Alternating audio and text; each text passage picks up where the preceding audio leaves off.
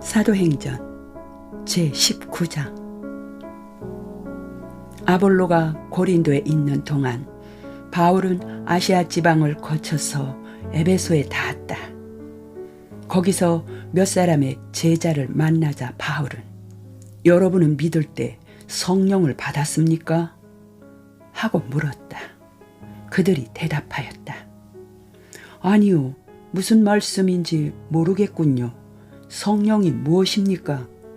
그렇다면 여러분은 세례 침례를 받을 때 어떤 신앙 고백을 하였습니까? 바울이 다시 묻자 세례 요한이 가르친 것을 고백하였습니다. 하고 대답하였다.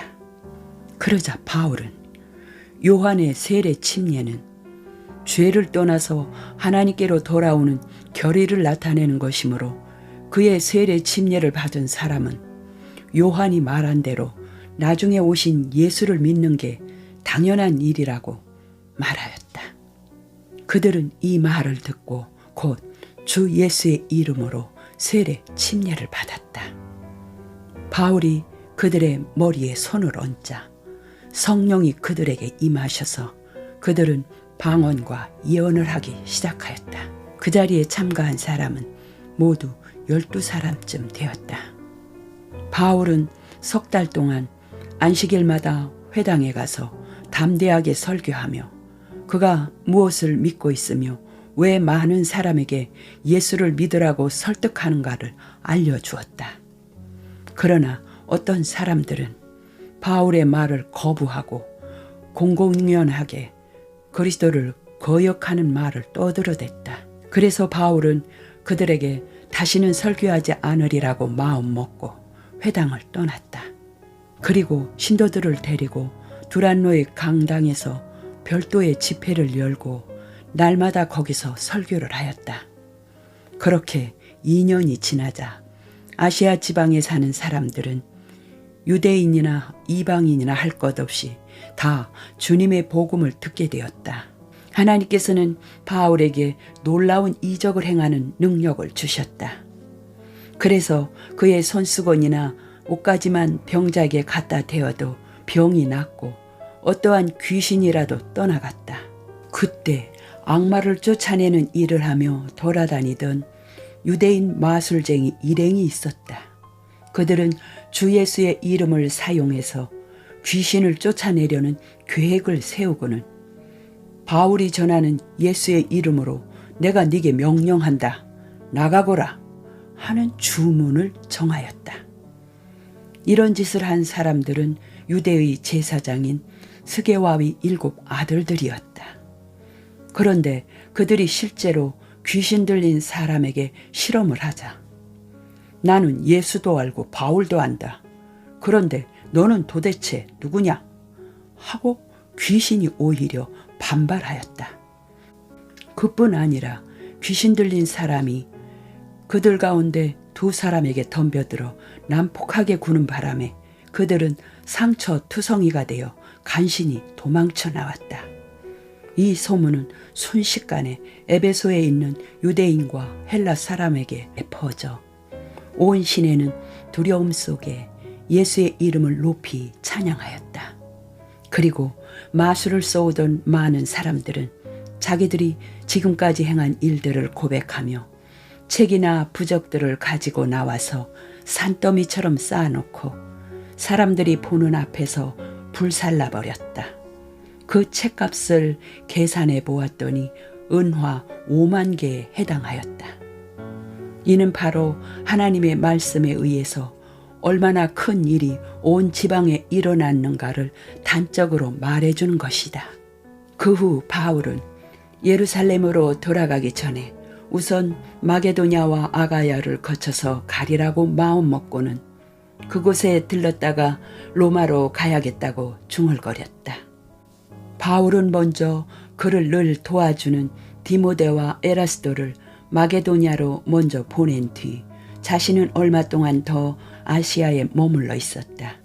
바로 그 무렵 에베소에서는 그리스도인들 때문에 큰 소동이 일어났다. 그 소동은 도메드리오라는 은 세공업자가 일으킨 것이었다. 그는 많은 직공을 두고 에베소의 여신 아데미 신전 모형을 만들어 큰 장사를 해온 사람이었다. 그가 자기 직공과 동업자들을 한 자리에 불러 모아놓고 말하였다. 여러분, 우리는 이 사업으로 먹고 삽니다. 그런데 여러분이 이미 듣고 본 바와 같이 저 바울이라는 작자가 손으로 만든 것은 신이 아니라고 많은 사람들에게 떠벌리고 다니는 통에 우리의 장사는 이제 큰 타격을 받게 되었습니다. 여기 에베소뿐만 아니라 아시아 전체가 이런 실정입니다. 물론 나는 이런 형편에서 우리 사업에 대한 전망이나 수입이 줄어든다는 것만을 말하려는 건 아닙니다. 이대로 가다가는 위대한 여신 아데미 신전이 큰 영향력을 잃게 되고 이 아시아 지방은 말할 것도 없고 세계 모든 사람들이 장엄한 여신 아데미를 잊어버리게 될 것입니다. 이 연설을 들은 사람들은 화가 머리끝까지 치밀어 에베소의 여신 아데미는 위대하다 하고 소리 지르기 시작하였다. 시가에는 대혼란이 일어났다.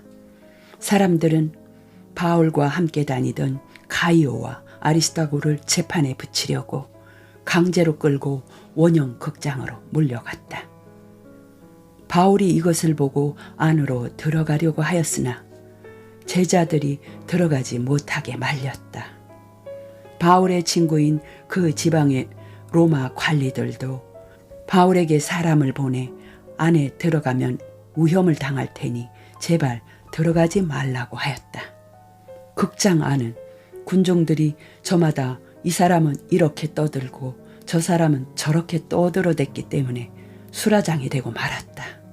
사실 대부분의 사람들은 자기가 왜 그 자리에 와 있는지조차도 알지 못하였다. 알렉산더가 유대인들에게 떠밀려 군중 앞에 섰다. 그는 조용히 해줄 것을 부탁하고 말을 시작하려고 하였다. 그러나 그가 유대인이라는 것을 안 군중은 다시 소리 지르며 에베소의 여신 아데미는 위대하다.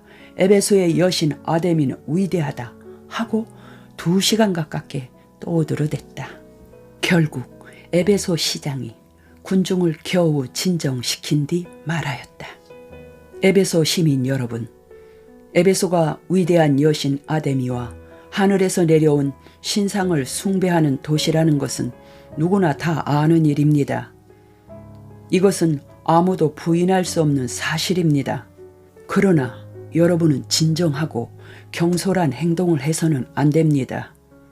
여러분들이 여기에 데리고 온 이 2사람은 여신의 신전에서 무엇을 훔쳐내지도 않았고 또 여신을 모독한 일도 없습니다. 만일 더메드리오와 직공들이 이 2사람을 고소할 생각이 있으면 법정이 열려 있으니까 재판관들을 찾아가십시오. 그러면 즉시 처리해 줄 것입니다. 법적인 절차를 밟아서 진행해 주시기 바랍니다. 만일 그 밖에 또 다른 불평이 있으면 정기시의회에 내놓으면 됩니다. 오늘의 이 소동은 정당한 이유가 한 가지도 성립되지 않기 때문에 만일 로마 정부로부터 문책이라도 당한다면 대답하기가 곤란합니다. 그러고 나서 시장이 군중을 해산시키자 그들은 다 흩어졌다.